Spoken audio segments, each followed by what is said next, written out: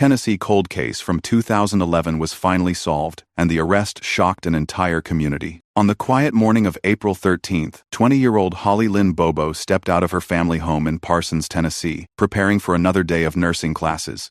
Her brother Clint watched from the window as she walked toward the carport with a man in camouflage clothing. He assumed it was her boyfriend. He was wrong. Within minutes, Holly vanished into the woods behind their house, leaving behind only silence and a family's worst nightmare. For 3 long years, the Tennessee Bureau of Investigation chased shadows, while the Bobo family clung to hope. Hundreds of neighbors searched fields and creeks, churches held prayer vigils, but Holly never came home. Then in 2014, authorities announced arrests that sent shockwaves through the small town. Local men, people they knew, people they trusted, had taken one of their own. But why did it take so long to uncover a truth hiding in plain sight? Before we get into the story, drop a comment with your country and the time right now. The morning air carried the scent of dew and possibility as Holly Lynn Bobo moved quietly through her family's modest home in Parsons, Tennessee. April 13, 2011, had dawned clear and bright, the kind of spring day that made 20-year-olds dream of summer adventures ahead. Holly's nursing textbook lay open on the kitchen counter, filled with highlighted passages and careful notes in her neat handwriting. She had always been disciplined about her studies, driven by a genuine desire to help others heal. Her parents, Dana and Marie Bobo, had left early for work, trusting their daughter's routine. Holly would drive herself to nursing school at the Tennessee Technology Center in Hohenwald, just as she had done countless times before. The house felt peaceful in those quiet moments before the world woke up, filled with the ordinary sounds of coffee, brewing and morning news playing softly on the television. Clint Bobo, Holly's protective older brother, watched from his bedroom window as his sister gathered her things in the carport. Nothing seemed unusual about the morning until he noticed a figure in camouflage clothing approaching Holly. The man appeared to be leading her toward the woods that bordered their property. Clint assumed it was Drew Scott, Holly's boyfriend, perhaps surprising her before classes. The couple often spent time together outdoors, and Drew was known to wear hunting gear. But something felt wrong. Holly's body language seemed different, tense, uncertain. Clint rubbed his eyes and looked again, but the figures had already disappeared into the tree line. The silence that followed would haunt him for years to come. His sister never returned from those woods. The minutes stretched like hours as Clint waited for the familiar sound of Holly's car starting in the driveway. Her cell phone sat on the kitchen counter, abandoned in her rush, but he tried calling anyway. The voicemail greeting played Holly's cheerful voice, promising to return calls soon. Each unanswered ring felt like a small defeat. When 30 minutes passed without any sign of Holly, Clint's unease transformed into genuine worry. His sister was never late for school, never failed to say goodbye. The woods beyond their backyard had always been a place of childhood adventures and family hunting trips, but now they seemed to hold darker possibilities. He tried Drew Scott's number, hoping to confirm that his sister was safe with her boyfriend, but Drew answered on the first ring, confusion clear in his voice. He hadn't seen Holly that morning. He wasn't wearing camouflage. He wasn't anywhere near the Bobo house. The realization hit like a physical blow. If the man with Holly wasn't Drew, then who was he? And where was Holly now? Clint's hands shook as he dialed his parents' numbers, struggling to find words that wouldn't sound crazy or panicked. But how do you explain that your sister has vanished with a stranger? How do you admit that you watched it happen and did nothing? Marie Bobo's voice cracked through the phone when Clint explained what he had witnessed. Within minutes, both parents were racing home, their workdays forgotten. The family gathered in the kitchen where Holly's textbook still lay open, coffee still warm in the pot she had poured. At 8:42 a.m., Dana Bobo made the call that would change everything. His voice was steady but strained as he reported his daughter missing to 911. The dispatcher's routine questions felt surreal against the backdrop of their growing panic. When was she last seen? What was she wearing? Did she leave voluntarily? By mid-morning, the Bobo property had transformed into something unrecognizable. Yellow crime scene tape stretched across the yard like caution ribbons, fluttering in the breeze that had seemed so gentle just hours before. The tape marked more than a boundary. It marked the moment when their quiet life ended and their nightmare began. Decatur County Sheriff's deputies arrived first, followed quickly by Tennessee Bureau of Investigation agents. Their vehicles lined the normally empty country road, drawing curious neighbors who had never seen such commotion in their peaceful community. The sight of law enforcement taking over the Bobo yard made Holly's disappearance feel terrifyingly real. Investigators moved with practiced efficiency, photographing the carport where Holly was last seen, collecting any evidence that might explain what happened. They found her purse inside the house, her car keys on the counter, her nursing uniform laid out for the day ahead. Everything suggested she had planned to return home that evening. Word spread through Parsons with the speed that only small towns can achieve. Church phone trees activated. Neighbors called neighbors. Within hours, the community mobilized in a way that would have made Holly proud. She had always believed in the power of people coming together, and now they were coming together for her. As the sun began to set on that first terrible day, an impromptu prayer circle formed in the Bobo yard. Marie stood in the center, her face streaked with tears but her voice strong as she led the group in prayer for Holly's safe return. The circle grew larger as more neighbors arrived, their presence a physical reminder that the family wasn't alone in their anguish. The yellow tape fluttered in the evening breeze, a stark reminder that normal had been shattered, but the circle of clasped hands and bowed heads offered something else: hope. As darkness fell over Parsons, that hope was all they had to hold on to. The next 48 hours brought an overwhelming response that demonstrated the best of small-town America. News of Holly's disappearance spread beyond Parsons, reaching Nashville television stations and drawing volunteers from across Tennessee. The search grid map posted at the command center showed the methodical approach investigators were taking, dividing the vast woods and farmland into manageable sections. Hundreds of volunteers arrived with boots, backpacks, and determination. Farmers brought ATVs and horses. Local hunters offered their knowledge of the terrain. Church groups provided food and water stations. The Bobo family watched in amazement as their community and complete strangers dropped everything to search for Holly. The Tennessee Bureau of Investigation coordinated the massive effort from a command post set up in the parking lot of New Hope Baptist Church. Search teams worked in rotating shifts, combing through dense underbrush, checking abandoned buildings, following creek beds, and hunting paths. Helicopters circled overhead while tracking dogs followed scent trails that seemed to vanish at the road. Every few hours brought a surge of hope, a piece of clothing spotted in the distance, a possible witness coming forward, a new lead to investigate. But each lead dissolved under scrutiny, leaving searchers to venture deeper into the wilderness that surrounded Parsons. The woods seemed endless, full of places where someone could hide or be hidden. Marie and Dana Bobo took turns staying at the command post, greeting volunteers, and providing any information that might help. They described Holly's habits, her favorite places, her fears. They shared photographs and answered the same questions repeatedly, clinging to the belief that the next search team might bring their daughter home. As the second day ended, exhaustion began to show on every face. Volunteers who had arrived full of energy now moved with the careful steps of people who had walked miles through difficult terrain. The initial adrenaline was fading, replaced by the sobering realization that finding Holly might take much longer than anyone had hoped. 1 week after Holly's disappearance, Parsons found itself under siege by news media from across the region. The satellite dish on the news van became a familiar sight in the church parking lot, its technology feeling alien against the backdrop of rural Tennessee. Reporters conducted stand-up broadcasts against the picturesque scenery, their polished presentations a stark contrast to the raw grief consuming the community. The media attention brought both benefits and complications. Holly's story reached millions of people, generating tips from across the country, but it also brought unwanted scrutiny and wild speculation. Internet forums buzzed with amateur theories. Social media users analyzed every photograph and video, looking for clues that might have been missed. Local residents found themselves reluctant celebrities, approached by reporters seeking quotes about Holly and her family.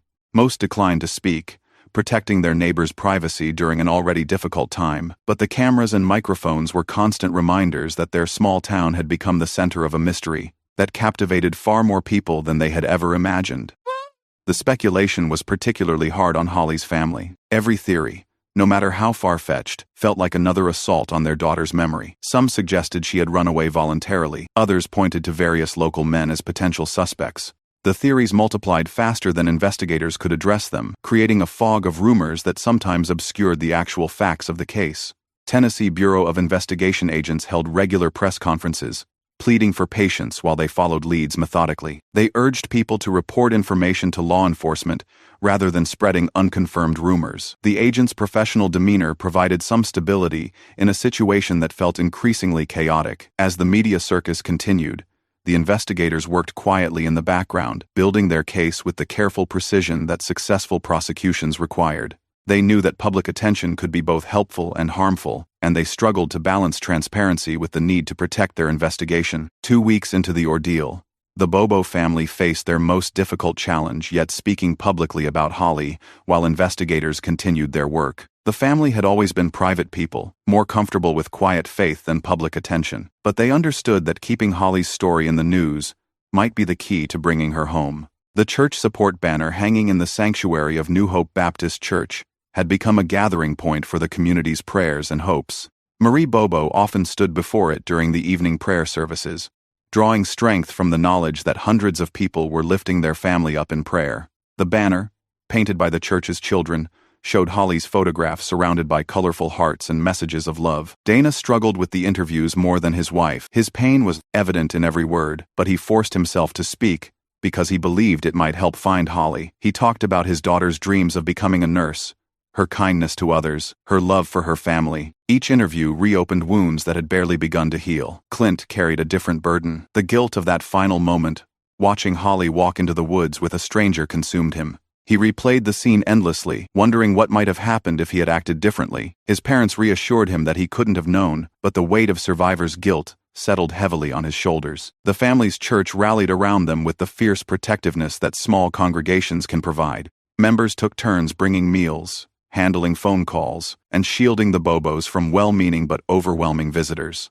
The church became their refuge, a place where they could grieve openly without feeling watched or judged. Late at night, when the reporters had gone home and the house was quiet, Marie would often retreat to Holly's room. She would sit on the bed, surrounded by her daughter's things, and weep for the future that seemed to be slipping away with each passing day. As summer arrived in Parsons, the initial urgency of Holly's disappearance began to fade into a different kind of suffering, the long, slow torture of unanswered questions. The massive search efforts had been scaled back, though dedicated volunteers still combed remote areas on weekends. The media had largely moved on to other stories, leaving the family to face their grief without the distraction of constant interviews. The empty place setting at the Bobo dinner table had become a symbol of hope that refused to die. Each evening, Marie carefully arranged Holly's favorite plate and silverware, maintaining the routine as if her daughter might walk through the door at any moment. The gesture was both heartbreaking and inspiring, a testament to a mother's love that transcended logic. Friends and neighbors tried to convince Marie to put the setting away,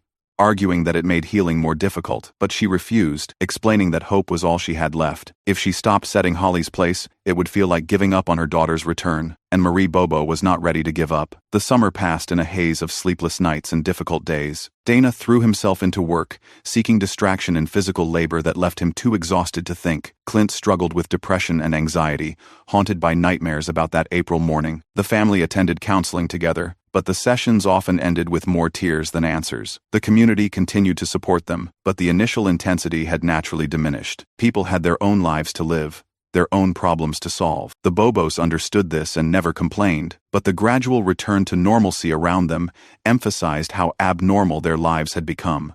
Investigation updates became less frequent as leads dried up. The TBI agents remained committed, but they had to balance Holly's case with other active investigations. The family tried to be patient, understanding the complexity of the work, but each day without progress felt like another step away from the truth. The calendar pages turned relentlessly, marking time in a way that felt both meaningless and painful. 2012 arrived without Holly, then 2013.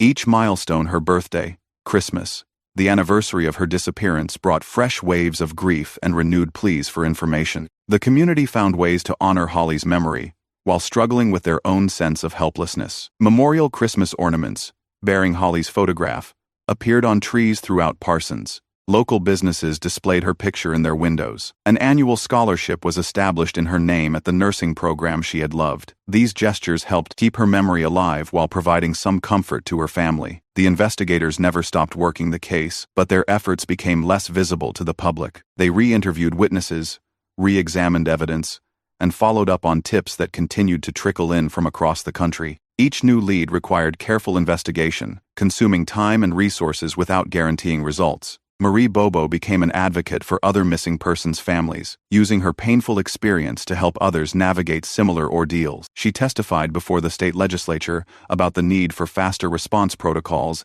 and better coordination between agencies. Her advocacy work gave her a sense of purpose while honoring Holly's memory.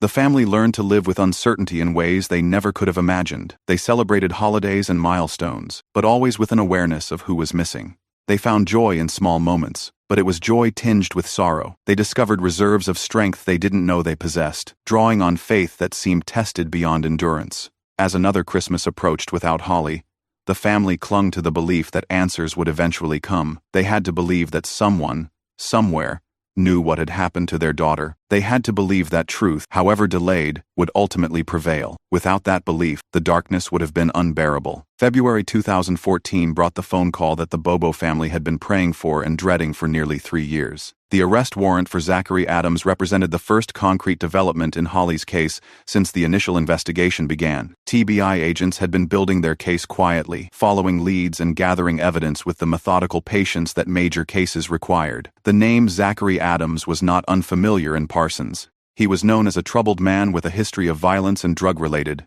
crimes. Some residents had whispered his name in connection with Holly's disappearance from the beginning, but speculation was far different from having enough evidence to make an arrest. The announcement that he had been formally charged sent shockwaves through the community. Marie Bobo's reaction to the news was complex. Relief that progress was finally being made mixed with terror about what the arrest might mean for Holly. If Zachary Adams was responsible for her daughter's disappearance, then the worst fears about Holly's fate were likely true, but at least, there would finally be answers, and perhaps justice. The arrest dominated local news coverage, bringing the media circus back to Parsons with renewed intensity. Reporters who had moved on to other stories returned, seeking interviews with anyone who knew Adams or could provide insight into his connection to Holly. The community found itself once again under scrutiny, but this time, there was a sense of progress rather than helpless waiting.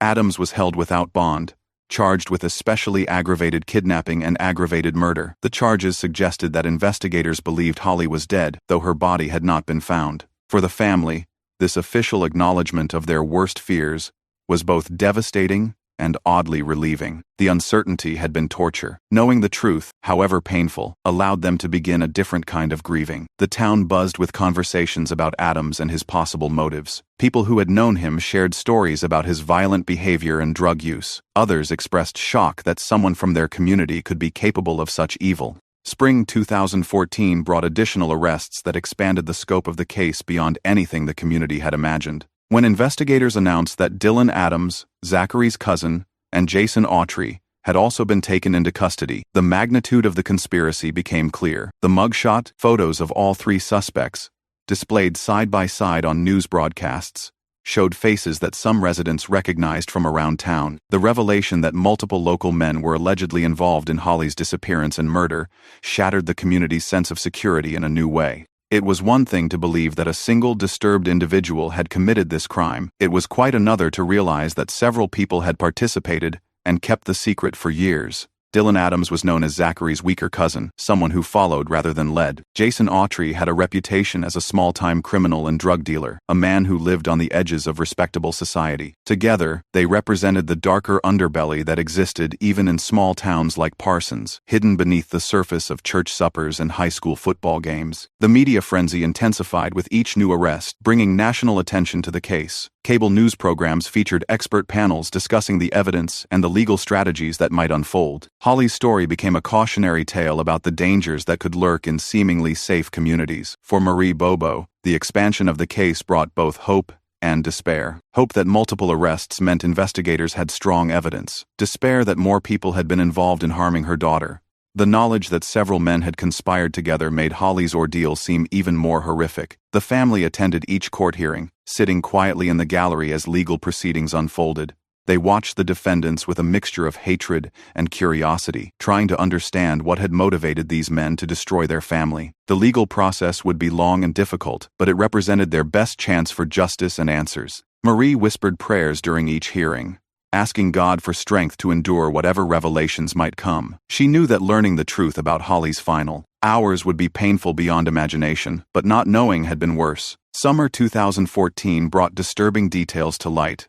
As prosecutors began sharing their evidence with defense attorneys and the court, the sealed evidence boxes that investigators had been filling for years contained statements, forensic findings, and other materials that painted a horrific picture of Holly's final hours. While many details remained sealed to protect the ongoing legal proceedings, enough information leaked out to generate public outrage. The community learned that investigators believed Holly had been held captive for hours before being killed. The evidence suggested that she had fought bravely against her attackers, maintaining her dignity and courage even in unimaginable circumstances. These details were both heartbreaking and inspiring, showing that Holly's character had remained intact even in her darkest moments. Public anger toward the defendants grew as more information emerged. Some residents called for vigilante justice, though community leaders urged people to trust the legal system. The men accused of killing Holly had to be moved to secure facilities for their own protection. As threats against them multiplied, the evidence also revealed the extensive efforts investigators had made to solve the case. They had conducted hundreds of interviews, followed thousands of tips, and used advanced forensic techniques to build their case. The TBI's persistence and professionalism had finally paid off, though it had taken years to gather enough evidence to move forward with charges. For the Bobo family, learning about the evidence was a double-edged sword. They were grateful for the thoroughness of the investigation, and hopeful that justice would finally be served. But knowing what Holly had endured in her final hours was almost unbearable. The details would haunt them forever, adding new layers to their grief. The legal process moved slowly, as major criminal cases always do. Preliminary hearings, motions, and other procedural matters consumed months, while the families of all involved waited for resolution. The delay was frustrating but necessary to ensure that justice was served properly and completely. September 2014 brought the discovery that the Bobo family had been both expecting and dreading. When hunters stumbled upon human remains in a wooded area near Holiday, Tennessee, the forensic tent that investigators erected over the site became a symbol of finality. After years of hoping against hope that Holly might still be alive somewhere, the DNA confirmation that followed ended all doubt about her fate. The discovery site was remote and well hidden, suggesting that whoever had placed Holly's remains there had chosen the location carefully. The condition of the remains and the forensic evidence found with them would provide investigators with additional clues about what had happened, but the family's focus was on finally being able to lay their daughter to rest. Marie Bobo's collapse upon receiving the news was witnessed by several family friends who had gathered to provide support. The moment when hope officially died was as devastating as Holly's initial disappearance had been. After maintaining faith for so long, accepting the reality of death required a complete restructuring of how the family thought about the future. The community's reaction to the discovery was a mixture of sadness and relief. Sadness for the loss of someone so young and full of promise, relief that Holly's remains had been found and could be properly buried. The uncertainty had been torture for everyone who cared about the family, and having definitive answers allowed the grieving process to move forward. Local churches began planning memorial services, while the family made the difficult decisions about funeral arrangements. Holly's body would finally come home to Parsons, where she belonged. The community that had searched for her so tirelessly would have the opportunity to say goodbye properly. The legal implications of finding Holly's remains were significant. Physical evidence from the discovery site would strengthen the prosecution's case and might provide new leads about exactly what had happened. The defendants' lawyers would have to adjust their strategies now that murder charges were supported by the discovery of a body. The funeral service for Holly Lynn Bobo became one of the largest gatherings in Parsons' history. The white casket adorned with pink roses sat at the front of New Hope Baptist Church, surrounded by flowers from across Tennessee and beyond. People who had never met Holly came to pay their respects, drawn by her story and the family's grace under unimaginable circumstances. Marie Bobo's strength during the service amazed everyone who witnessed it. She spoke about her daughter's dreams of helping others heal, her kindness to everyone she met, and her unshakable faith. Through tears, she thanked the community for never giving up on Holly and for supporting the family through the darkest period of their lives. The hymns chosen for the service reflected Holly's favorite songs, many of which she had sung in the church choir before her death. Amazing Grace and How Great Thou Art filled the sanctuary with voices that seemed to lift Holly's spirit toward heaven. The music provided comfort that words alone could not offer. Pastor Steve Neal spoke about Holly's life as a gift to everyone who had known her. He emphasized that while her time on earth had been cut short, her impact would continue through the lives she had touched and the changes her story would inspire. He challenged the congregation to honor Holly's memory by showing the same kindness and compassion she had demonstrated. The graveside service was more intimate, attended by family and close friends who had walked through the valley of grief together. As the casket was lowered into the ground, the silence was profound. Years of uncertainty and anguish were finally being laid to rest alongside Holly's physical remains. Clint Bobo placed the first handful of dirt on his sister's casket, fulfilling a promise he had made to himself to see her properly buried. The simple act represented closure of a sort, though the emotional work of grieving would continue for years to come. The period from 2015 to 2016 was marked by intensive preparation as prosecutors built their case for trial. The prosecutors' case files grew thick with witness statements, forensic evidence, and legal briefs that would form the foundation of their arguments against Zachary Adams and his co-defendants. The thoroughness of this preparation would ultimately determine whether justice could be served. Jason Autry's decision to cooperate with prosecutors represented a major breakthrough in the case. His willingness to testify against his former accomplices provided investigators with an insider's perspective on what had happened to Holly. The cooperation came with a plea agreement that would reduce Autry's own sentence, a fact that defense attorneys would surely challenge during trial. The family struggled with conflicting emotions about Autry's cooperation. They were grateful for information that might help convict the other defendants, but they also felt disgust toward a man who had participated in their daughter's murder. The complexity of the justice system meant accepting help from people they considered monsters. Witness interviews continued throughout this period, as prosecutors sought to establish a timeline of events and corroborate Autry's testimony with independent evidence. Some witnesses were reluctant to come forward, fearing retaliation from associates of the defendants. Others had waited years to share information they had been too frightened to report initially. The legal teams on both sides engaged in extensive motion practice, arguing over what evidence would be admissible at trial and what procedural rules would govern the proceedings. These technical battles happened largely out of public view, but they were crucial to determining how the case would unfold. For the Bobo family, this preparation period was emotionally exhausting. They knew that the trial would force them to relive Holly's disappearance and death in excruciating detail, but they also knew that this was their best opportunity to see justice served and to honor their daughter's memory through the legal system. The court date was finally set for fall 2017, more than 6 years after Holly's disappearance. Fall 2017 brought the moment the Bobo family had been waiting for since that terrible April morning in 2011. The courtroom gallery, packed with community members, represented years of shared grief and anticipation. Neighbors who had searched the woods, fellow church members who had prayed through countless vigils, and strangers who had followed Holly's story all gathered to witness the pursuit of justice. The prosecution's opening statement laid out a case that was both methodical and emotionally devastating.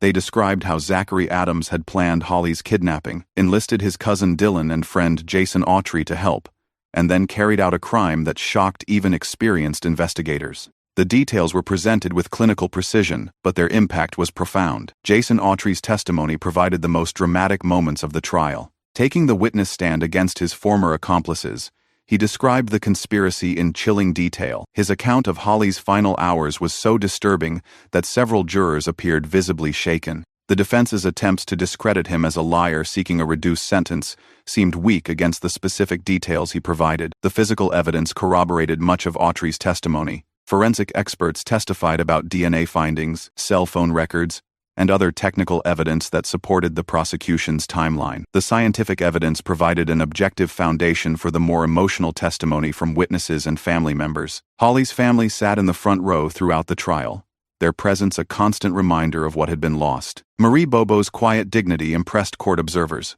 who watched her maintain composure even during the most difficult testimony. Her strength seemed to inspire everyone in the courtroom to treat the proceedings with the gravity they deserved. The defense team's strategy focused on challenging the credibility of Autry's testimony and arguing that the physical evidence was circumstantial. They painted their client as a scapegoat for a crime he hadn't committed, but their arguments seemed to gain little traction with the jury. The moment when the jury foreman stood to read the verdict felt like the culmination of 6.5 years of anguish and hope. The judge's gavel that would soon fall represented more than legal procedure. It represented the sound of justice finally being served for Holly Lynn Bobo. The courtroom was completely silent as everyone waited to hear whether their faith in the legal system had been justified. Guilty of first-degree murder, the foreman announced, his voice carrying across a room that seemed to exhale collectively. Guilty of especially aggravated kidnapping. Guilty of aggravated sexual battery. Each count brought a new wave of emotion from Holly's family and supporters, tears of relief mixed with grief that nothing could truly repair their loss. Zachary Adams showed no visible reaction to the verdicts, maintaining the same cold demeanor he had displayed throughout the trial. His lack of remorse only reinforced the jury's decision and the community's belief that justice had been served. The man who had destroyed so many lives seemed incapable of understanding the magnitude of his crimes. The sentencing phase brought even more emotion, as family members were given the opportunity to address the court. Marie Bobo spoke directly to Adams, describing the pain his actions had caused, and the daughter he had stolen from the world. Her words were measured but powerful, representing not just personal grief but the voice of everyone who had loved Holly. When Judge Don Ash announced the sentence, life without parole plus 50 years, the finality was both satisfying and sobering. Adams would never have another opportunity to harm anyone, but Holly would never come home. Justice had been served, but it couldn't resurrect the dead or heal all wounds. The family's exhale of grief and relief was audible throughout the courtroom. They had fought for this moment for years, and now it was finally here. The verdict wouldn't bring Holly back, but it honored her memory and ensured that her killer would never hurt anyone else. Late 2017 found the Bobo family grappling with the complex emotions that followed Zachary Adams' conviction. The news headlines proclaiming justice served represented the end of one chapter, but the beginning of another difficult journey. Processing the verdict required accepting that their legal fight was largely over, while their emotional healing was just beginning. Media interviews in the aftermath of the trial gave the family opportunities to speak about Holly's life rather than just her death. They shared memories of her laughter, her dreams of helping others, and her unwavering faith. These interviews helped shift the narrative from victim to someone whose life had meaning beyond the circumstances of her death. The community's response to the verdict was overwhelmingly positive, with many residents expressing relief that justice had finally been served. Some had worried that the case was too old, or the evidence too circumstantial to secure a conviction. The guilty verdict restored faith in the legal system and provided a sense of closure for the entire town. A candlelight vigil held a few weeks after the trial drew hundreds of participants who gathered to celebrate Holly's life and the successful conclusion of the legal proceedings. The soft glow of candles illuminated faces that had aged noticeably during the 6-year ordeal, marking the passage of time and the weight of shared grief. For Marie Bobo, the period after the trial was marked by a strange sense of emptiness. The fight for justice had given her life structure and purpose during the darkest period. Now that the fight was over, she had to find new ways to honor Holly's memory and give meaning to her own continued existence. The family began considering ways to establish a more permanent memorial to Holly, something that would help other families facing similar tragedies. They wanted Holly's legacy to include positive change, not just the successful prosecution of her killers. 2018 brought the sentencing of Dylan Adams, whose plea agreement resulted in a 15-year prison term for his role in Holly's murder. The plea agreement documents revealed the extent of his cooperation with investigators and his admission of guilt for participating in the conspiracy. His sentence was significantly lighter than his cousin's, reflecting both his lesser role and his cooperation with authorities. For the Bobo family, Dylan's plea provided some additional answers about what had happened to Holly, but it also reopened wounds that had begun to heal. Learning new details about their daughter's ordeal was always difficult, regardless of the context. They were grateful that Dylan had accepted responsibility, but they still felt hollow when contemplating the lives that had been destroyed. The plea hearing was less dramatic than Zachary Adams' trial had been, but it still required the family to face one of Holly's killers in court. Dylan's expression showed more remorse than his cousin had ever displayed, though the family questioned whether it was genuine regret or simply fear of a harsher sentence. Community reaction to Dylan's plea was mixed. Some felt that 15 years was too lenient for someone who had participated in such a horrific crime. Others argued that his cooperation had been essential to securing Zachary Adams' conviction, and that the plea agreement was a necessary compromise. The legal system's complexity often frustrated people who wanted clear-cut justice, but prosecutors explained that plea agreements were tools that helped ensure the worst offenders received the harshest punishments. Without Dylan's cooperation and Autry's testimony, convicting Zachary Adams might have been impossible. The family attended the hearing but said little to the media afterward. They were exhausted by years of legal proceedings and ready to focus on healing rather than punishment. Justice was important, but it couldn't restore what they had lost or undo the pain they had endured. By 2020, Jason Autry's turn to face formal sentencing arrived, marking another milestone in the long legal journey. The court transcript of Autry's testimony during Zachary Adams's trial had become a crucial document in understanding the full scope of the conspiracy that had cost Holly her life. His decision to testify had been motivated by his own plea agreement, but it had also provided the detailed account that made the other convictions possible. Autry's guilty plea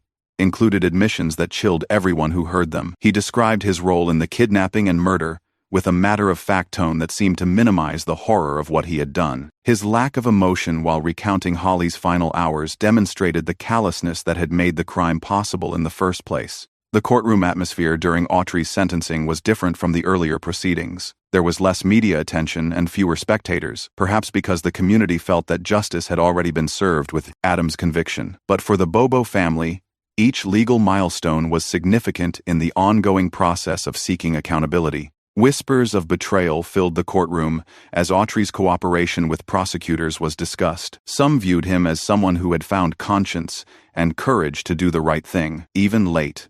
Others saw him as a coward who had participated in murder and then tried to save himself by betraying his accomplices. The judge's comments during sentencing reflected the complexity of Autry's role. While his cooperation had been valuable to the prosecution, he had also participated in one of the most heinous crimes in Tennessee's recent history. Balancing these factors required careful consideration of justice, deterrence, and the need for truth. For Holly's family, Autry represented both a source of answers and a reminder of their daughter's suffering. His testimony had helped convict Zachary Adams, but he had also been present during Holly's worst moments. The family's feelings toward him remained complicated and painful. The months following the final legal proceedings found Parsons confronting the darkness that had existed in their midst for years. The church healing service program distributed throughout the community reflected a desire to move forward while acknowledging the trauma that had affected everyone. Churches led services focused on forgiveness, healing, and the hope that light could overcome even the deepest darkness. Pastor Steve Neal often spoke about the challenge of maintaining faith in the face of such evil. How could a loving God allow someone like Holly to suffer and die? How could a community that prided itself on Christian values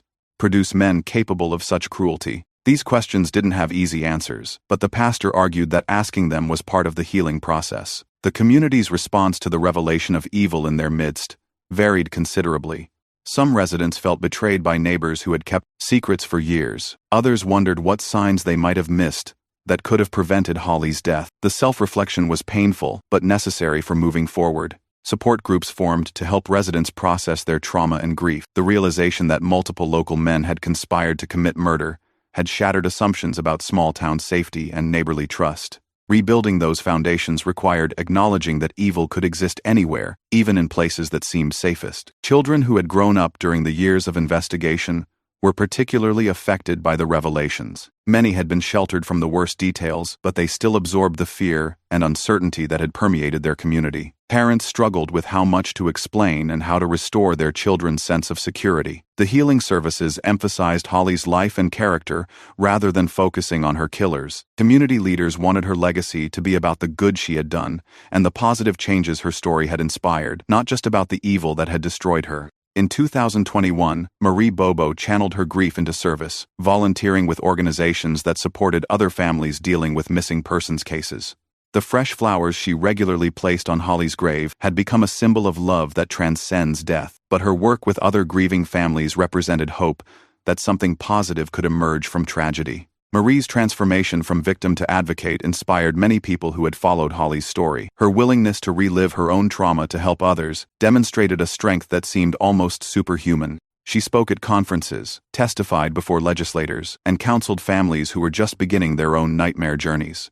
The other families Marie worked with came from all backgrounds and circumstances, but they shared the common experience of having a loved one vanish without explanation. Some cases were resolved quickly, others remained unsolved for decades. Marie's role was to provide support and hope during the darkest periods of uncertainty. Her advocacy work focused on improving communication between law enforcement agencies, faster implementation of search protocols, and better support services for families. She argued that Holly's case had taught valuable lessons about the importance of persistence and community involvement in solving complex crimes.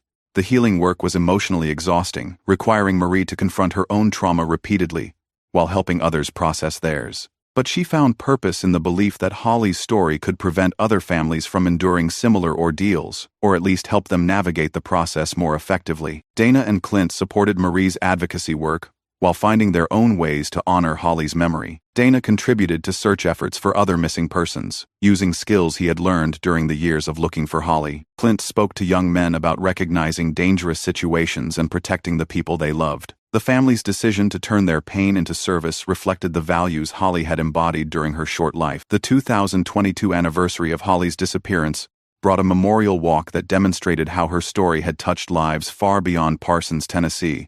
The memorial walk route map showed a path through the town that connected significant locations from Holly's life, her family's church, her high school, the nursing program she had loved. Hundreds of participants followed the route, creating a visible reminder of a life that continued to inspire others. Holly's former classmates and friends spoke at the memorial service that concluded the walk. Now, adults with careers and families of their own, they reflected on dreams that Holly would never fulfill and achievements she would never celebrate. Many had chosen nursing, careers partly inspired by Holly's example, creating a living memorial to her aspirations. The memorial walk also served as a fundraiser for the Holly Bobo Memorial Scholarship, which helped other students pursue nursing education. The scholarship recipients often spoke about the responsibility they felt to honor Holly's memory through their own service to others.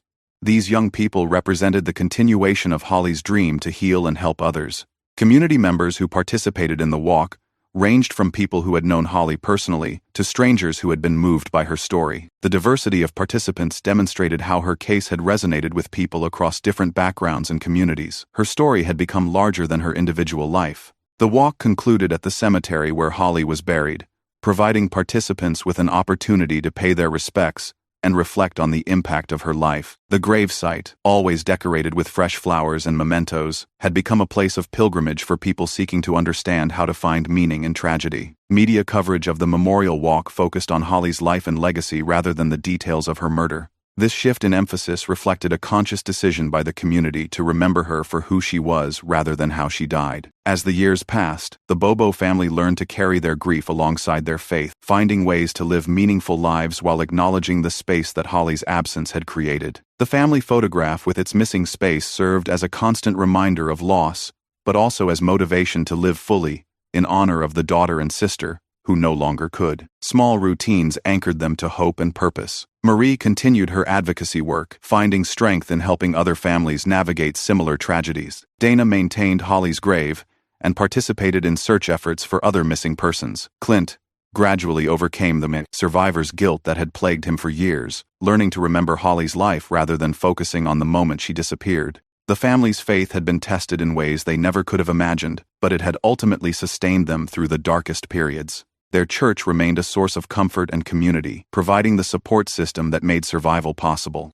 The belief that Holly's suffering had ended, and that they would be reunited someday gave meaning to their continued existence. Therapy and counseling had helped each family member process trauma in healthy ways, though the work of healing would continue for the rest of their lives. They had learned that grief doesn't disappear. It transforms into something more manageable that can coexist with joy and hope. The community's support had been essential to their survival, demonstrating the power of people coming together during times of crisis. Neighbors who brought meals, friends who listened without judgment, and strangers who offered prayers had all contributed to the family's ability to endure and eventually find peace. Their story had become an example of how people can survive unimaginable loss while maintaining their values and faith. The strength they demonstrated inspired others facing their own tragedies and showed that light could indeed penetrate even the deepest darkness.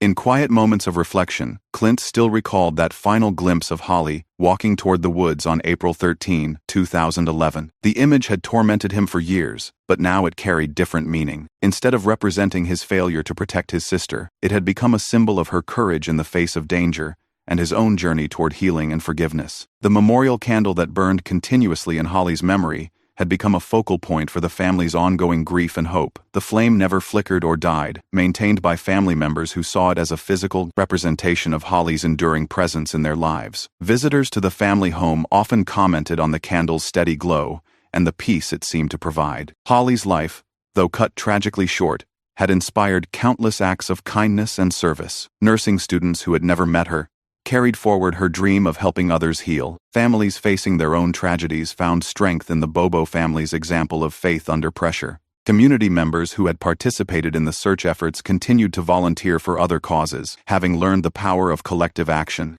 The legal proceedings had provided justice and accountability, but Holly's true legacy lay in the lives she had touched and the positive changes her story had inspired.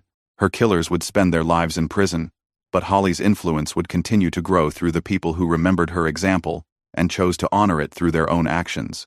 The story of Holly Lynn Bobo was ultimately about more than crime and punishment. It was about a family's refusal to let evil have the final word, a community's determination to protect its members, and a young woman's lasting impact on a world that had lost her far too soon. In the steady flame of the memorial candle, her light continued to shine, unbroken and eternal.